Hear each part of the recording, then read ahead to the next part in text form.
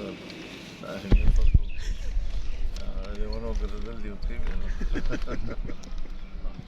ملکی جی لوی آئینی بحران دی صدر د وزیر اعظم خبره نه مني ایڈوایس نه مني گورنر جی وزیر اعلی هاوس نه مني په دې حالاتو کې به جی د وطن کم طرف ته روان دی سیاست کم طرف ته روان دی به هر حال مشکلات شته خو موږ خو مشکلاتو دغه چیلنج قبول کړی ده ان شاء الله عزیز د خلکو په تعاون باندې ځکه چې یو داسې حکومت چې خلکو دپاره ملک دپاره یو عذاب حیثیت یې لاره نو هغه اثرات ختموي نه هغې کې وخت ولګي مولانا صاحب دې خبره کې څومره حقیقت دی چې نیر پاسټ کې نیر فیوچر کې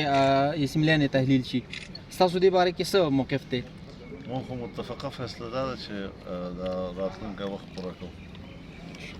چې ملک دا ټایم څومره معاشي مشکلات دي خلکو ته عوامو ته چې کومې دعوې کې دي د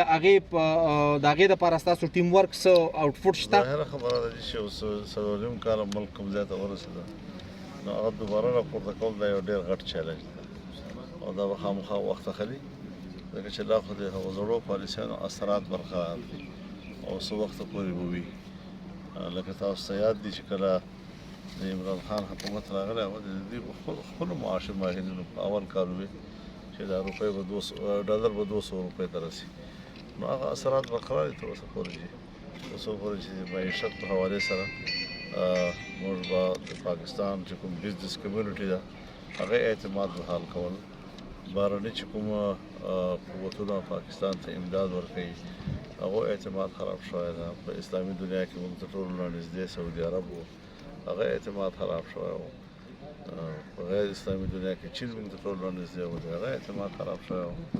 نو چې کومو ستنو باندې د پاکستان معیشت ظاهري اسبابو کې ولاړ و هغه خو ټول غورځېدلي وي اوس دوباره بیا هغه ستنې پورته کول بیا هغه اعتماد بحال کول یقینا به یو سره وخت واخلي اسټیبلیشمنټ دا څه کردار دی جی په زه په هغې تبصره نه کوم خو دا ضرور وایم چې په دې وخت کې د خپل پارټۍ سیاست یا یو اداره د خپلو ادارو سیاست یا د خپل بالادستۍ کوشش د دې په ځای باندې په یو قومي یکجهتي مظاهره پکار دی او قومي یکجهتي کې چې څو پورې ادارو د سیاستدانانو د پارلمنټ ترمنځ د اعتماد بحالي نه وي نو کېدای شي موږ بیا هغه مقاصد حاصل کړو موجوده حالاتو کې چې قومي حکومت جوړېدل مناسب بنه دی وطن دپاره قومي حکومت خو د قومي حکومت مولانا صاحب تاسو د تیرې ورځې د شیرین مزاري د ګرفتارۍ ته په څه نظر باندې ګورئ آیا دې له تاسو پولیټیکل اریسټمنټ نوم ورکولی شئ که نه د هغې خلاف چې کوم چارج شیټ روان دی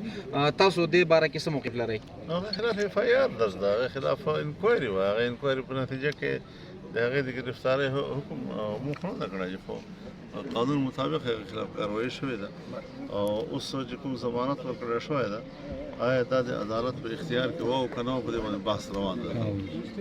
حضرت آخري کوېسچن جسټ الیکشن کمیشن کې چې کوم د فنډنګ کیس کیسه روانه ده ستاسو دې حوالې سره څه موقف دی تاسو د الیکشن کمیشن د کرنټ چې کوم سچویشن دی د هغې نه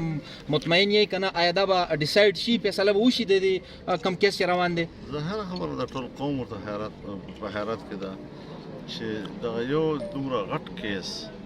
چې د دې خپلې پارټۍ اندر خلک په هغې باندې مدعیان دي په هغې ګواهان دي څومره اکاونټونه دي چې دوی په